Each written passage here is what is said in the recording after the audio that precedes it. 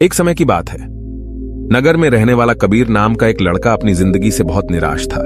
उसकी निराशा का कारण यह था कि वह अब तक कुछ भी नहीं कर रहा था। उसके माँ बाप उसे ताने मारते कि तेरे सारे मित्र कुछ ना कुछ कर रहे हैं, लेकिन तू अभी भी घर में ही बैठा हुआ है। मित्रों के बीच भी अक्सर उसका मजाक ही बनता। वह कहीं जाता तो लोग उससे पूछते कि क्या कर रहे हो। उसे यह बताने में बड़ी शर्म आती कि अभी वह कुछ भी नहीं कर रहा। धीरे धीरे उसने रिश्तेदारों के यहां जाना और लोगों से मिलना जुलना कम कर दिया। वह ज्यादातर समय अपने घर में ही बैठा रहता। वो अकेले में रोता, भगवान को कोसता और अपनी किस्मत को दोष देता। अब उसे अपनी जिंदगी बोझ लगने लगी थी। कभी कभी वह सोचता कि जब वे कुछ करने के लायक ही नहीं है तो फिर उसके जिंदा रहने का भी क्या फायदा। उसे तो मर जाना चाहिए। एक दिन वे अपने नगर की एक सड़क से गुजर रहा था। तभी उसने देखा कि एक गुरु दुख के ऊपर प्रवचन दे रहे हैं। वह भी वहीं भीड़ में पीछे बैठ गया और गुरु के प्रवचन सुनने लगा। गुरु बोल रहे थे कि दुख एक गुरु की भांति होता है जो हमें जीवन की सच्चाई दिखाता है और हमें सही से जीवन जीने का तरीका सिखाता है। आप चाहें तो अपने दुख रूपी गुरु से जीवन जीना भी सीख सकते हैं और चाहे तो उस दुख में डूबकर बैठकर रो भी सकते हैं। कबीर भी गुरु की ये सारी बातें ध्यान से सुन रहा था, लेकिन उसे गुरु की ये बातें सही नहीं लगी। उसने खड़े होकर कहा, दुख कुछ भी सिखा कर नहीं जाता, सिर्फ पीड़ा देकर जाता है। दुख की पीड़ा अनंत होती है। ऐसा लगता है इसके बाद कुछ भी नहीं होने वाला, कुछ भी नहीं मिलने वाला। मृत्यु भी उसके सामने छोटी लगने लगती है। गुरु ने कहा, आखिर क्या दुख है तुम्हें? कबीर ने अपना सारा दुख गुरु के समक्ष कह सुनाया और पूछा, क्या आपके पास मेरे इस दुख का कोई समाधान है? यह सुन गुरु मुस्कुराए और बोले, जिस दिन तुम्हारे जीवन में सच्चा दुख आए उस दिन मेरे पास आना, मैं तुम्हारे दुख का समाधान अवश्य करूंगा। इतना कहकर गुरु वहां से चले गए। कबीर ने सोचा, क्या मेरा दुख सच्चा नहीं है? क्या जिसने से गुजर रहा हूं वो छोटा है? कोई भी मेरे दुख को नहीं समझ सकता। जब मां बाप नहीं समझ पाए तो गुरु के समझेंगे। अपने दुखों से परेशान होकर कबीर ने एक निर्णय लिया कि अब वह कुछ करके दिखाएगा। उसने एक छोटा सा व्यापार शुरू किया, लेकिन उसमें उसे सफलता नहीं मिल रही थी। पर उसके घर वाले खुश थे कि वह कुछ तो प्रयास कर रहा है। वह अपने व्यापार में जुटा रहा और उसे धीरे धीरे सफलता भी मिलने लगी। फिर उसने रफ्तार पकड़ ली और सिर्फ 3 साल के अंदर ही वह एक बड़ा व्यापारी बन गया। अब कबीर के चारों तरफ ऐसे बहुत से लोग थे जो उसकी चिंता करते थे, उसे पसंद करते थे, उसके काम की प्रशंसा करते थे। अब उसके घर वाले भी उसकी प्रशंसा करते नहीं थकते थे। दिन प्रतिदिन उसके मित्रों की संख्या बढ़ती जा रही थी। अब वो अपनी जिंदगी से बहुत ही खुश था। उसके कुछ मित्रों ने उसे सलाह दी कि जब तुम बड़े व्यापारी बनकर इतने खुश हो तो सोचो कि अगर तुम इस नगर के, इस राज्य के सबसे बड़े व्यापारी बन जाओ तो तुम्हारे पास कितना सुख होगा, कितने लोग तुमसे जुड़ना चाहेंगे, तुम्हारा कितना यश फैलेगा। स्वयं राजा भी तुमसे मित्रता करना चाहेंगे और जरूरत पड़ने पर तुमसे ही धन उधार लेंगे। मित्रों की यह बात कबीर के मन में घर कर गई। अब उसने और भी धन कमाने का प्रयास शुरू कर दिया, लेकिन उसे यह सब कुछ बहुत ही जल्दी चाहिए था। वह सब कुछ प्राप्त करने में अपना ज्यादा समय बर्बाद नहीं करना चाहता था। इसीलिए उसने ऐसे भी कार्य करने शुरू कर दिए जो उचित नहीं थे। उसने बड़ी मात्रा में अपने मित्रों से धन उधार लेना शुरू कर दिया। ज्यादा मुनाफा कमाने के लालच में अपने सामान में मिलावट करने लगा। उसने दूसरे व्यापारियों के खिलाफ षड्यंत्र भी रचे, उन्हें डराया धमकाया। जैसा जैसा उसके मित्र उससे कहते गए वही करता गया। वह इन तरीकों से ज्यादा धन तो कमा रहा था, लेकिन अब उसके जीवन में सुकून नहीं रह गया था। उसके मन की शांति गायब हो गई थी। उसे रातों में नींद नहीं आती थी। सुख साधन की सारी वस्तुएं होने के बाद भी उसे किसी में सुख नहीं मिल रहा था। एक दिन कबीर अपनी बग्गी में सवार होकर कहीं जा रहा था। तभी रास्ते में उसे गुरु का आश्रम दिखा। वह रुक गया। वह गुरु के पास जाकर बोला, गुरुदेव, आपने कहा था कि जब तुम्हारे जीवन में सच्चा दुख आए तब मेरे पास आना। अब मैं बहुत दुखी हूं। मेरे रातों की नींद गायब हो गई है। मुझे कहीं सुकून नहीं मिल रहा। इस तरीके से कबीर ने अपनी सारी समस्या गुरु के सामने कह सुनाई। गुरु ने कहा, जब तुम मुझसे पहली बार मिले थे तब भी तुम किसी दुख में थे। तुमने उस दुख से क्या सीखा? कबीर नहीं कहा, मैंने सीखा कि सिर्फ सोचने और चिंता करने से कुछ नहीं होता। अपनी सोच को सच करने के लिए कर्म करना पड़ता है और सिर्फ कर्म करने से भी कुछ नहीं होता। अपने कर्म को अंतिम पड़ाव तक ले जाना भी आवश्यक होता है। चाहे रास्ते में कितनी मुश्किलें आईं, मन कितना ही निराश हो, कितना ही लगे कि अब आगे कुछ भी नहीं होने वाला, तब भी यह मानकर चलो कि मैं जो भी कर रहा हूं उसमें सफल अवश्य होगा। लोग सिर्फ सफल व्यक्ति को ही सम्मान देते हैं, फिर चाहे कोई कितना ही अच्छा क्यों ना हो, वह लोगों की नजरों में होता है। यह सब सुन गुरु मुस्कुराए और बोले, यह असली दुख नहीं है। जब तुम्हारे जीवन में असली दुख आए तब मेरे पास आना, मैं उसका समाधान अवश्य करूंगा।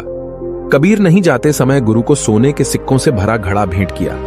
खड़ा देखकर गुरु ने कहा, यह मेरे किसी काम का नहीं, इसे उस पेड़ के नीचे गड्ढा खोदकर दफना दो। कबीर ने गुरु के कहे अनुसार घड़े को पेड़ के नीचे दफना दिया और वहां से चला गया। कुछ दिनों तक तो व्यापार अच्छी तरक्की कर रहा था, लेकिन गलत व्यापार की वजह से ही धीरे धीरे उसे व्यापार में घाटा होने लगा। उसकी सारी धन संपदा धीरे धीरे खत्म होने लगी और एक दिन ऐसा आया जब उसके पास कुछ भी नहीं बचा और वह कर्जे से लग चुका था। लेकिन वह निश्चित था, क्योंकि उसने सारा कर्ज अपने मित्रों से ही लिया था। मैं सोचता था कि उसके मित्र बुरे समय में उसका साथ देंगे, लेकिन ऐसा कुछ भी नहीं हुआ। बुरा समय आते ही मित्रों ने ही सबसे पहले अपना उधार मांगना शुरू किया और उधार वापस न करने पर जान से मारने की धमकी भी दी। उसके शुभ चिंतक, उसे चाहने वाले सब उससे दूर हो गए। उसके वो मित्र जो उसके साथ मौज मस्ती किया करते थे, अब उससे दूर भागने लगे। उसके परिवार वाले उसे उसकी गलतियां और कमियां गिनाने लगी। उसकी सारी संपत्ति नीलाम हो गई और उसके पास कुछ भी नहीं बचा।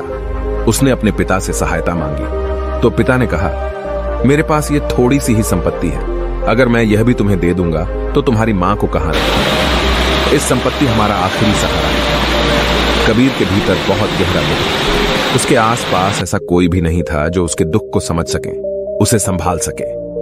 लोगों से मिले इस धोखे और विश्वासघात की वजह से वह अंदर तक टूट गया।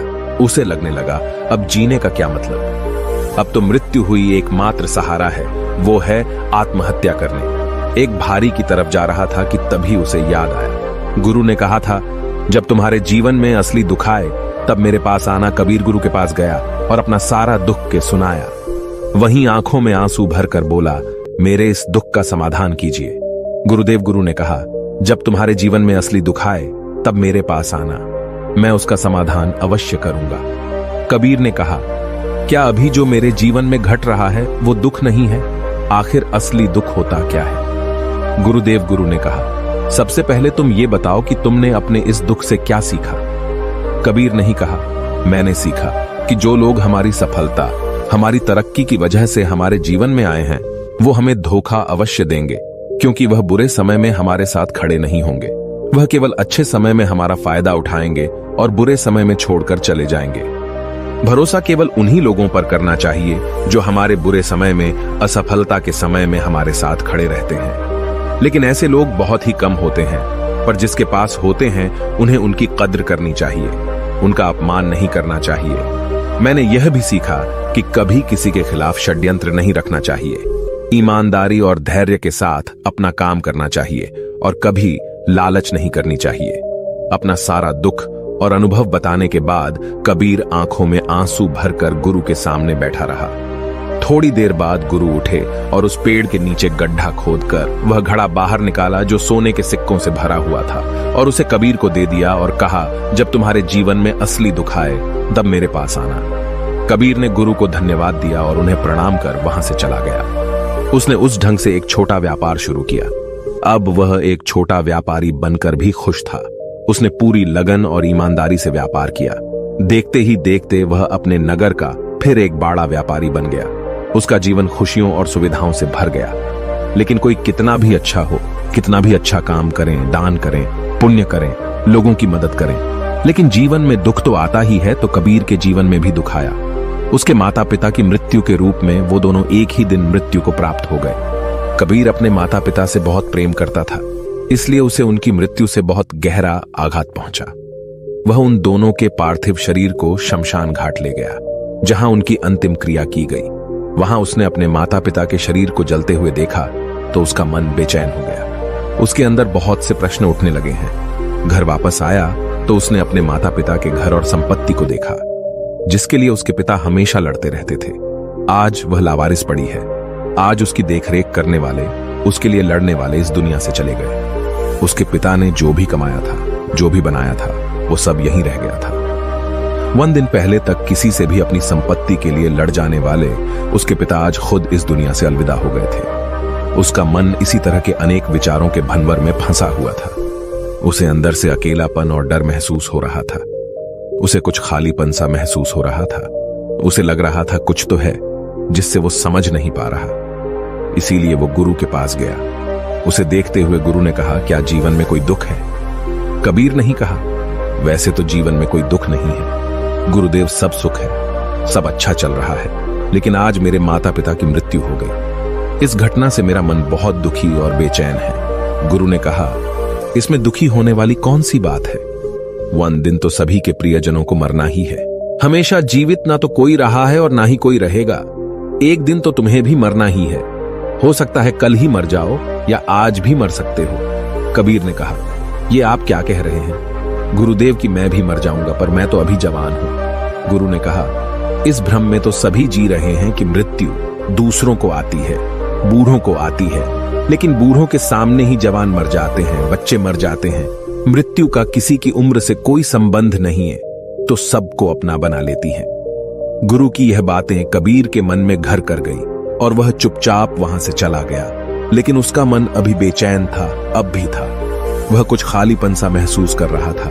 वह पूरे दिन अपने बारे में सोचता रहता कि वह कौन है, इस दुनिया में क्यों आया है, क्या सिर्फ चीजों का उपयोग करना और मरना ही जीवन का लक्ष्य है? ऐसे ही बहुत से प्रश्न उसके मन में लगातार उठ रहे थे, लेकिन उसे अपने किसी भी प्रश्न का उत्तर नहीं मिल पा रहा था और उसका दुख दिन प्रतिदिन बढ़ता जा रहा था। इसीलिए कुछ दिनों बाद वह फिर गुरु के पास पहुंचा और बोला, गुरुदेव, मैं बहुत दुखी हूं क्योंकि मैं यह नहीं जान पा रहा हूं कि मैं कौन हूं और इस दुनिया में क्यों आया हूं। यह सुन गुरु मुस्कुराए और बोले, आज पहली बार तुम्हारे जीवन में सच्चा दुख पैदा हुआ है। वास्तव में यही है जो दुख कहलाने के लायक है कि हमें पता नहीं कि हम कौन हैं, क्यों आए हैं, क्या करना है, कैसे करना है। कबीर नहीं कहा, गुरुदेव, मेरे इस दुख का समाधान कीजिए। गुरु ने कहा, हम सभी इंसान जीवन भर का इकट्ठा करते रहते हैं। कबीर नहीं कहा, हम सभी इंसान जीवन भर धन, संपत्ति, मान, सम्मान, परिवार, मित्र, शत्रु, पद, प्रतिष्ठा इत्यादि इकट्ठा करते रहते हैं। गुरु ने कहा, क्या इन इकट्ठा की हुई सभी चीजों में से एक भी चीज को अपने साथ ले जा सकते हैं? कबीर ने कहा, नहीं गुरुदेव, इनमें से कुछ भी साथ नहीं जाता। मेरे माता पिता के साथ भी कुछ नहीं गया, सब तो यहीं छूट गया, हर परिवार, संपत्ति, सब कुछ। गुरु ने कहा, अब मेरी बातों को ध्यान से सुनना। इस दुनिया में हमें जो इकट्ठा करना चाहिए वो तो हम कभी इकट्ठा करते ही नहीं। चीजें हमारे सामने ही होती है, लेकिन हम उन्हें देखने का प्रयास ही नहीं करते। इस दुनिया में हमें जिस चीज को इकट्ठा करना है वो हम खुद हैं। हमें खुद को इकट्ठा करना है ताकि जब मृत्यु हो तो हम एक हो सके और स्वयं को पहचान सके। हम भीतर से बंटे हुए हैं। हम बंटे हुए हैं प्रेम में, नफरत में, क्रोध में, जलन में, क्रूरता में, धन में, संपत्ति में, पद में, प्रतिष्ठा में, मान में, पहचान में, धर्म में, जाति में, ऐसे ही सैकड़ों हजारों चीजों और वास्तव में हम बंटे हुए हैं। हम टुकड़ों में जीवन जी रहे हैं। इस बंटवारे की वजह से हमारी चेतना कभी एक नहीं हो पाती। हमारी चेतना शक्ति बिखर गई है। इसीलिए हमारे पास इतना भी समय नहीं है, इतनी भी ऊर्जा नहीं है कि हम मुड़कर एक बार अपने भीतर देख सकें। वास्तव में जिस धन की कमी, सुविधाओं की कमी, मान सम्मान की कमी को लोग दुख समझते हैं और जीवन भर उसे दुख बोलकर रोते रहते हैं और उनका समाधान खोजने का प्रयास करते रहते हैं, उन्हें उसका समाधान कभी मिलेगा ही नहीं, क्योंकि जिन्हें लोग दुख कहते हैं वो असली दुख है ही नहीं। वो तो सिर्फ इंसान की चाहत है, उसकी इच्छा है जिसकी पूर्ति कभी नहीं की जा सकती। इसीलिए यहां व्यक्ति को ऐसे दुखों का कभी समाधान मिला ही नहीं। इसीलिए इन सब के ऊपर अगर अपने दुखों का परम समाधान चाहिए तो सबसे पहले अपने आप को इकट्ठा करो। अपनी ऊर्जा को इस संसार से वापस खींचो और एकत्रित करो।